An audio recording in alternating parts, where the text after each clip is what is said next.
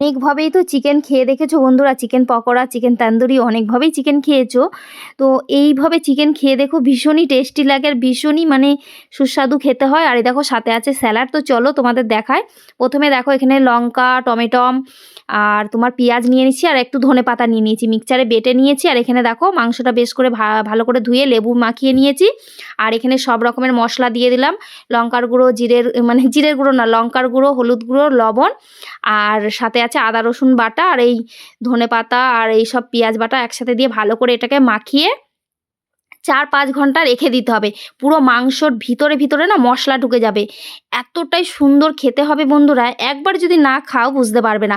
আর এদিকে দেখো আমি এখানে চাটু বসিয়ে সাদা তেল দিয়ে দিয়েছি আর মাংসগুলো এবার এক এক করে দিয়ে দিয়েছি। দিয়ে এটাকে একদম কম জালে ঢাকা দিয়ে কিন্তু ভাজতে হবে। এদিকে দেখো লাল লাল করে এরকম করে ভেজে নিতে পারে। দেখতে পাচ্ছ মাংসগুলো কি সুন্দর গলে গেছে, দেখতেই পাচ্ছ। এতটাই মুখে দিলে না পুরো বন্ধুরা মোমের মতন একদম গলে যাবে, এতটাই সুস্বাদু আর খেতে টেস্ট হয়। মানে চিকেন তো অনেকভাবে খেয়ে দেখেছো, একবার এইভাবে ট্রাই করে দেখো। যারা এইভাবে খাওনি তারা জানো না, যারা খেয়েছো তারা তো জানোই। যারা চিকেন খেতে ভালোবাসো না তারা অবশ্যই এইভাবে খেয়ে দেখো, ভীষণই টেস্টি লাগে। আমি তো এমনি চিকেন একদমই ভালোবাসি না, কিন্তু এইভাবে চিকেন করলে সত্যি আমি যেন সব থেকে বেশি খেয়ে নিই। তাই তোমাদের সাথে একটু শেয়ার করলাম। তো চলো টাটা, আমি তো খুব মজা করে খেলাম, তোমরাও খেও।